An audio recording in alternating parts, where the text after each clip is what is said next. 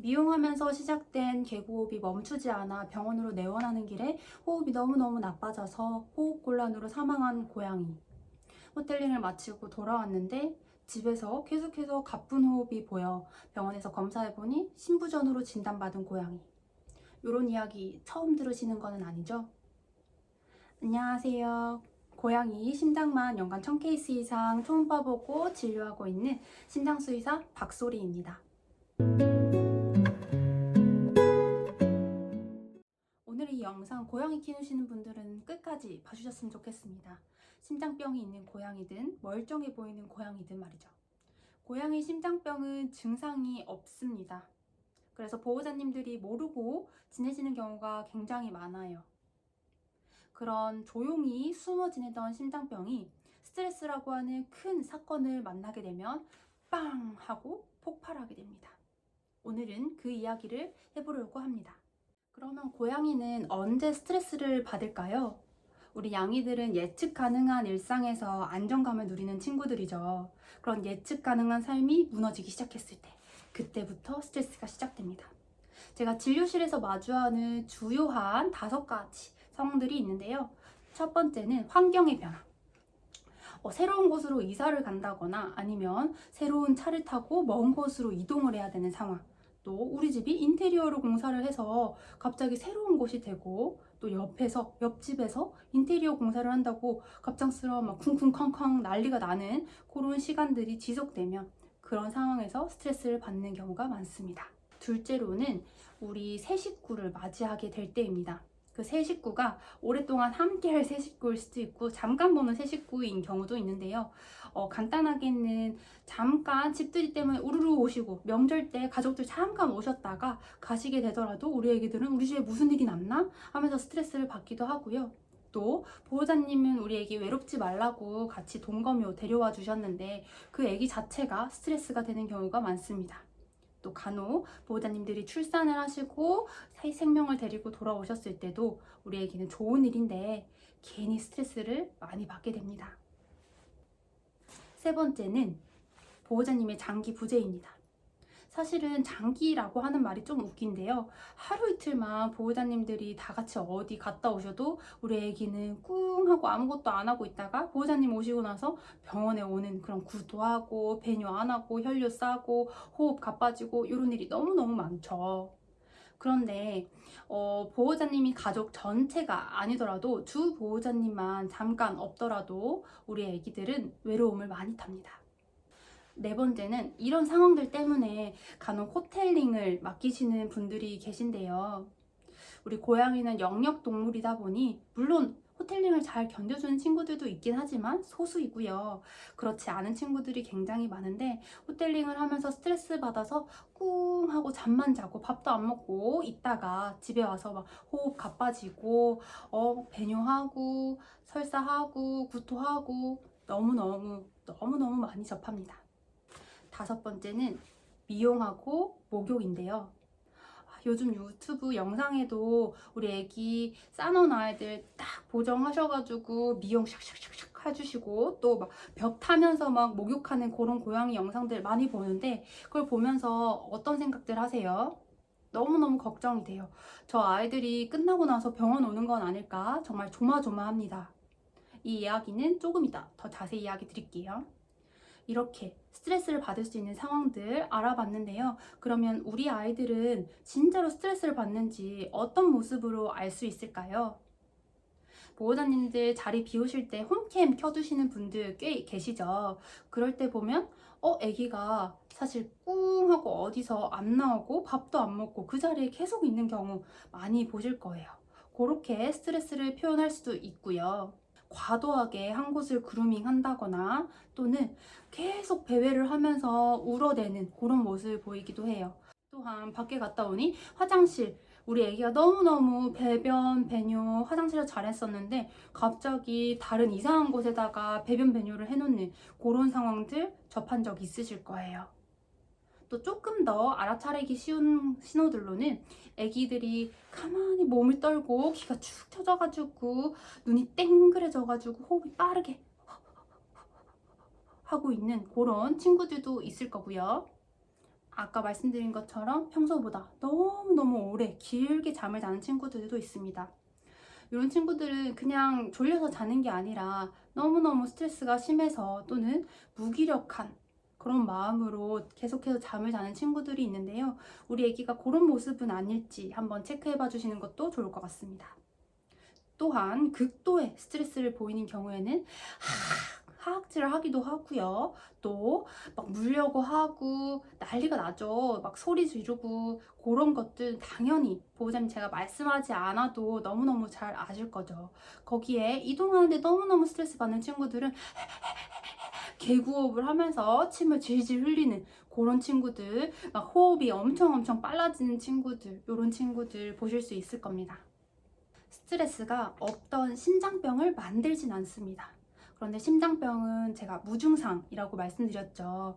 아무 티도 안 나게 꽁 하고 숨어있던 그 심장병이 스트레스라는 큰 상황을 만나게 되면 빵 하고 터질 수 있는 겁니다. 스트레스를 너무 많이 받는 상황을 생각해 볼게요. 막 가슴은 벌렁벌렁 거리면서 막 미친 듯이 심장이 뛰기 시작할 겁니다. 스트레스 관련된 호르몬들이 온몸에 막 터질 거예요. 그런 상황이 되면 심장이 나 더 이상 일 못하겠어. 나 너무너무 힘들어. 이렇게 파업을 하게 되고요. 그 파업을 통해서 온전히 심장이 갖고 있던 부담들이 폐로 넘어가게 됩니다. 그러면 우리가 흔히 알고 있는 폐수종, 폐에 물이 차는 그런 상황들이 발생하고 그때쯤 보호자님들은 하는 그런 개구호흡도 보고 빠른 호흡도 보고 하시는 겁니다. 제가 심장 진료를 하면서 정말 많이 보는 그리고 너무 안타까운 패턴들이 정말 있는데 그런 것들이 대표적으로 미용하고 호흡이 안 좋아져서 손 쓸 새도 없이 무지개 다리 건너는 경우, 호텔링하고 집에 와서 신부전으로 확인된 경우, 그리고 명절에 왔다 갔다 하면서 또는 집에 사람들이 왔다 갔다 하시면서 아기가 이후에 호흡이 빨라지는 경우, 보호자님이 어디 갔다 오셔가지고 보니 아기가 이상한 경우, 그리고 신부전이 확인되는 경우,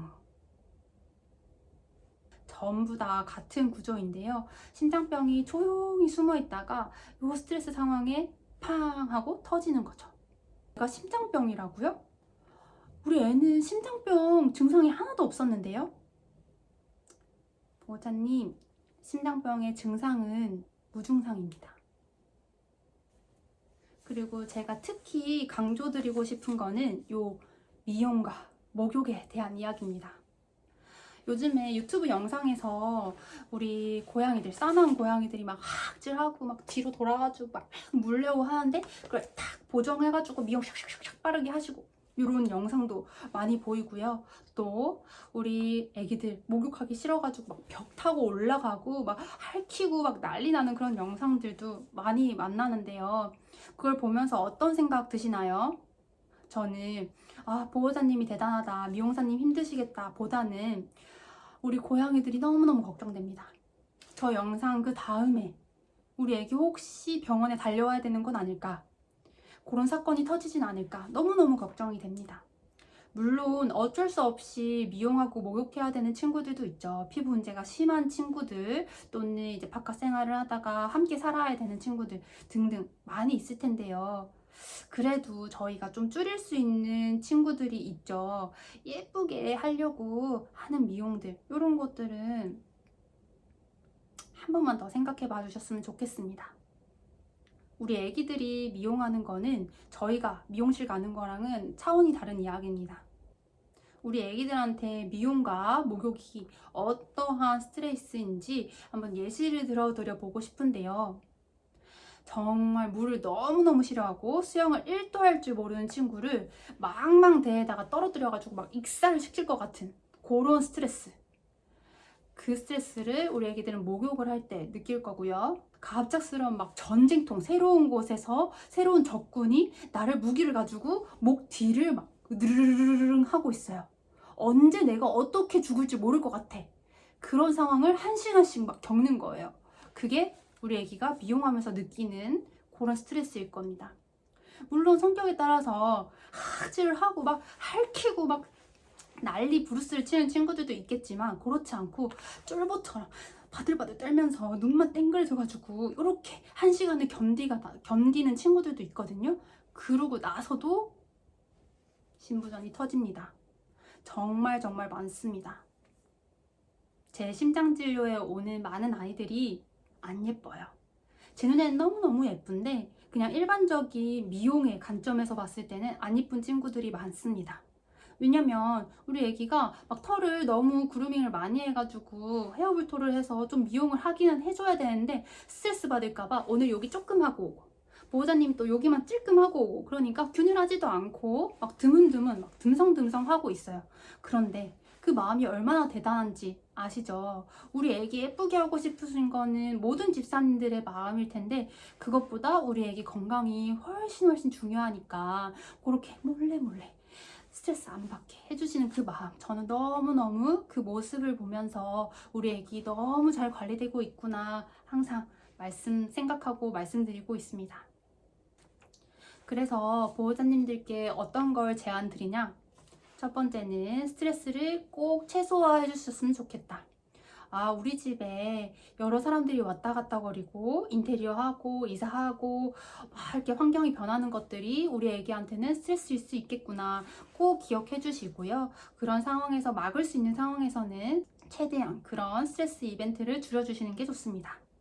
두 번째로는 피할 수 없는 스트레스라면 수의사님과 함께 상의하셔가지고 항불안제, 그러니까 우리 아이들의 청심환을 정말 적극적으로 활용해 주셨으면 좋겠습니다. 그리고 세 번째로는 우리 애기 아무도 모르게 숨어있는 심장병 한 번씩 꼭 확인해 주시는 게 중요합니다. 내 안에 폭탄이 있는지 알고 살아가는 것과 모르고 살아가는 거는 천지 차이겠죠. 그런데 언제 어떻게 발생할지 모르고 언제 터질지 모르는 그 폭탄을 그래도 한 번은 확인해 보셔야 되지 않겠습니까? 이번 영상에서 가장 중요한 4가지 찝어드릴게요. 첫 번째, 우리 아이들의 심장병 아무런 티가 나지 않는다. 심장병은 무증상이다. 그렇게 조용히 이렇게 숨어있던 심장병이 스트레스 상황을 만나면 두 번째, 팡 하고 터질 수 있다. 그래서 세 번째, 최대한 스트레스 받을 수 있는 상황들을 피하는 것이 1번. 만약에 피할 수 없는 스트레스라면 수의사와 상담하셔서 항불안제를 적극적으로 사용해 주시는 거 고려해 주셨으면 좋겠습니다. 그리고 마지막으로 4번째, 우리 애기 가슴에 진짜로 시한폭탄이 있는지 없는지, 심장병이 있는지 없는지는 꼭 한번 체크해 주셨으면 좋겠습니다. 이 4가지 꼭 지켜주셔서 우리 애기 소중한 숨소리 지켜주시기를 바라겠습니다. 고양이 심장 지키는 수의사 박소리였습니다.